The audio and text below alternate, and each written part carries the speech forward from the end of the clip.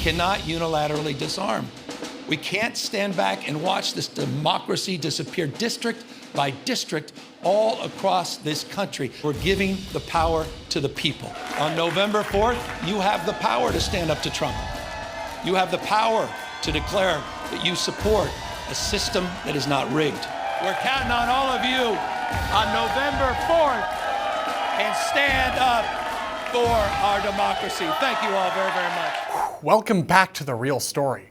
So that was California Governor Gavin Newsom beclowning himself once again for the whole world to see, but this time with a brand new advertisement in support of his new ballot measure to redraw the Golden State's congressional districts. It's a sad and very obvious attempt to help Democrats gerrymander their way to victory in the 2026 midterm elections. However, whether or not this attempt will work remains to be seen. Maybe it will, maybe it won't. But in any case, that brings us to the intensifying battle over this ballot measure. So, dubbed by King Newsom himself as the Election Rigging Response Act, it's set for a vote in November. And if passed, it would redraw congressional districts to flip 5 Republican seats and safeguard 4 vulnerable Democrat incumbents. And while that might not sound like a whole lot of seats, it would really deprive thousands of Californians of any political representation in Washington. At the same time, it could also help Democrats regain control of the House of Representatives, setting the stage for yet another bogus impeachment effort against President Trump, among other things.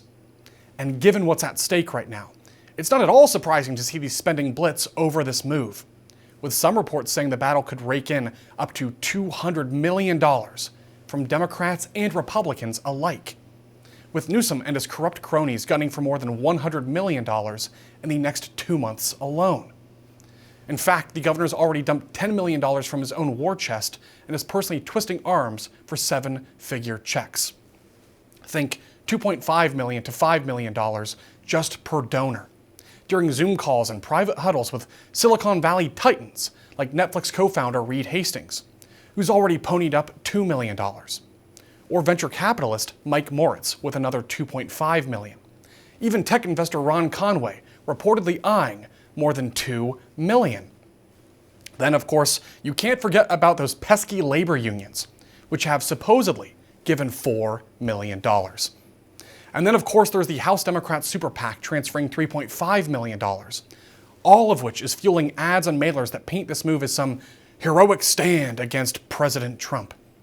Ads, possibly even like this next one. When Donald Trump and Texas Republicans don't fight fair, Californians need to stop fighting with both hands tied behind our backs. We can't sit by while they steal congressional seats, rig the next election, and silence our voices.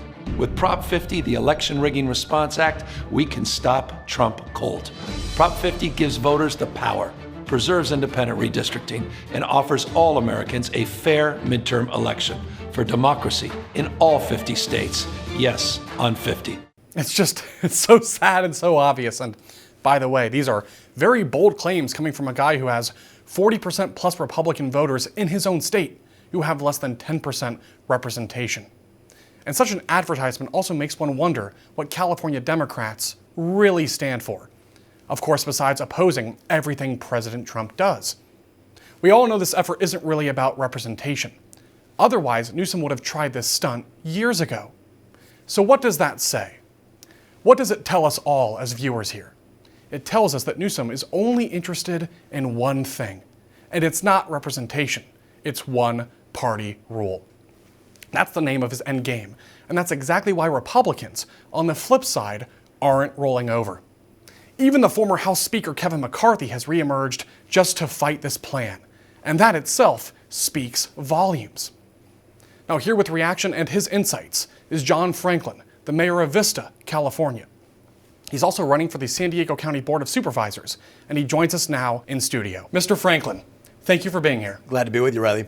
So, this stunt, it's very obvious what the end goal is, but I want to get your thoughts about the fact that Gavin Newsom is spending all of his time fighting President Trump instead of fixing California. What does that tell you? He's obviously simply attempting to launch his presidential campaign. He's trying to rebrand himself as something that he's never been, which is some kind of a fighter for truth, justice, and the American way. You know, the one thing that I have to say about this is foundationally built on a complete lie. The idea that the state of Texas endeavored to redraw their districts for a partisan purpose. The Biden Justice Department sued the state of Texas. United States v. Texas 2021 said Texas did not draw enough majority minority districts to comply with the Voting Rights Act. The state of Texas was ordered by a federal judge to draw new lines. Now, Texas, like most of the states in the union, they gerrymander. We've been taught for 200 years that gerrymandering was